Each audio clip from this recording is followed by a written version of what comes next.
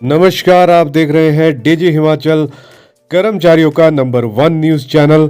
आइए बात करते हैं आज के लेटेस्ट अपडेट की। लेकिन अगर आपने अभी तक हमारे चैनल को सब्सक्राइब नहीं किया है तो जरूर कर ले और लेटेस्ट नोटिफिकेशंस और अपडेट के लिए आप बेल आइकन को भी जरूर प्रेस करें।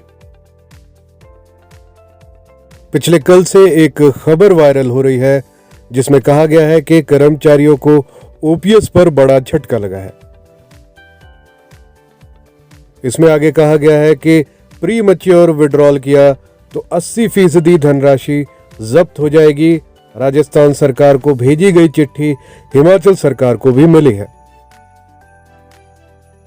कहा जा रहा है कि हिमाचल में सरकारी कर्मचारियों की ओल्ड पेंशन बहाल होने की उम्मीदों को बड़ा झटका लगा है।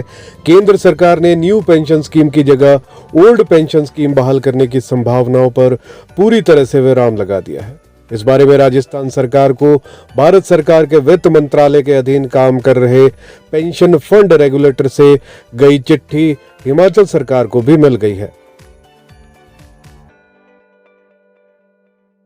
हिमाचल में 2004 के बाद से सभी सरकारी कर्मचारी न्यू पेंशन स्कीम के दायरे में है और ये आगामी विधानसभा चुनाव से पहले ओल्ड पेंशन स्कीम की बहाली का इंतजार कर रहे हैं।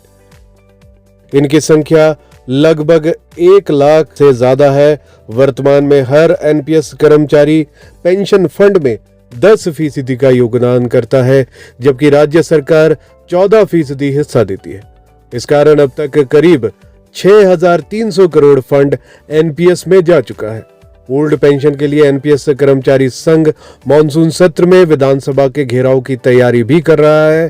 राजस्थान के मुख्यमंत्री अशोक गहलोत ने साल 23 फरवरी 2022 को बजट भाषण में ओल्ड पेंशन को लागू करने का ऐलान किया था। राजस्थान में इस वक्त 3 लाख से ज्यादा सरकारी कर्मचारी है और उनका एनपीएस कंट्रीब्यूशन 30,000 करोड़ से ज्यादा का है। 21 अप्रैल को राजस्थान सरकार ने भारत सरकार को पत्र भेजा कि उन्होंने अपने यहाँ एनपीएस को बंद करने का फैसला किया है। इसलिए अब तक राजस्थान सरकार की ओर से एनपीएस में जमा करवाए गए फंड को रेवेन्यू रिसीट के तौर पर वापस लौटा दिया जाए।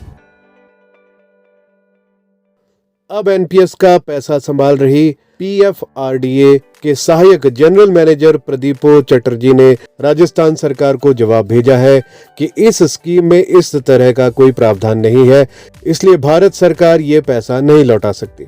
इसके बाद से राजस्थान ने इस स्कीम पर कोई नई नोटिफिकेशन अब तक नहीं की है, जबकि झारखंड की सरकार ने भी ओल्ड पेंशन को बहाल करने का ऐलान कर दिया है।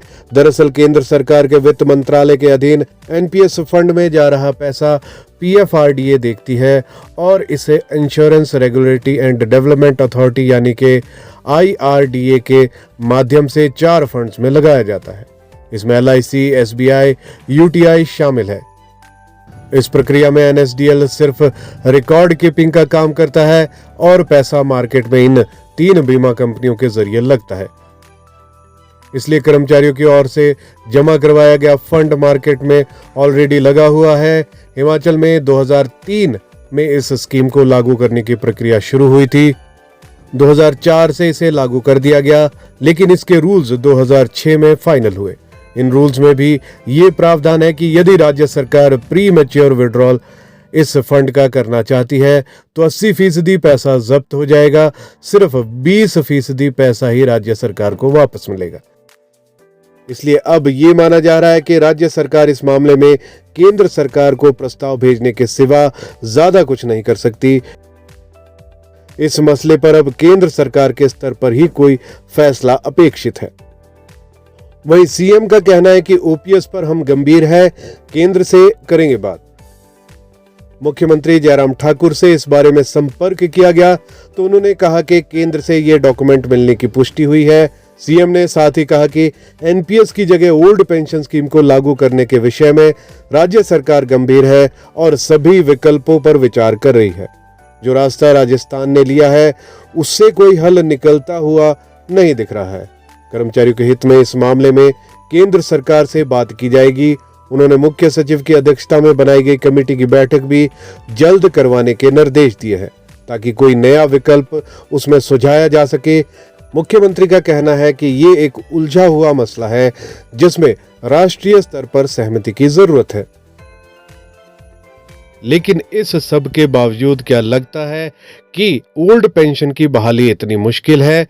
अगर बात करें एक आरटीआई जो कि कर्मचारियों द्वारा डाली गई थी, तो उसमें सरकार द्वारा 2-3 प्रश्नों के ऐसे उत्तर दिए गए हैं जो कहीं ना कहीं ये साबित करता है पीएफआरडीए केवल एक संस्था है जो कर्मचारियों के पैसों की देखरेख करता है और उस पैसे को बाजार में लगाता है। बाजार में लगा हुआ पैसा कब वापस निकालना है या कब उसे लगाना है, इस बारे में सरकार निर्णय ले सकती है और ये जितना भी पैसा कर्मचारियों का बाजार में लगा है वो किसी भी वक्त वापस लिया जा सकता है। इसका अनुमान यहां से लगाया जा सकता है कि पहले भी बहुत से एनपीएस कर्मचारियों को सरकार द्वारा या कहे कोर्ट से राहत मिलने पर ओपीएस के तहत लाभ दिए गए हैं। उस वक्त भी उन कर्मचारियों का एनपीएस में लगा हुआ सारा पैसा सरकार द्वारा वापस किया गया और साथ ही साथ उन कर्मचारियों को ओपीएस यानी कि ओल्ड पेंशन स्कीम के तहत लाभ दिए गए। अगर बात करें एक आरटीआई की, तो उसमें भी कहा गया है कि हिमाचल सरकार ने लगभग 7,739 कर्मचारियों को एनपीएस से ओपीएस में कन्वर्ट करते हुए सभी लाभ दिए हैं। जो भी कर्मचारियों का एनपीएस में पैसा लगा हुआ था, पीएफआरडीए द्वारा वो पैसा वापस किया गया है और इसी के साथ उन सभी कर्मचारियों को ओपीएस के तहत लाभ दिए गए हैं।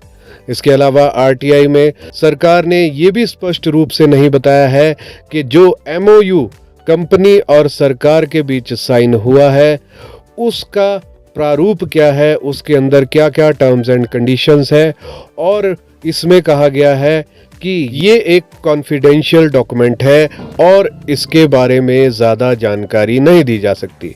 तो कर्मचारियों का कहना है कि ऐसा क्या है इस डॉक्यूमेंट में जो सरकार सार्वजनिक नहीं करना चाहती, क्योंकि यह किसी भी तरह से कोई गोपनीय सूचना नहीं है।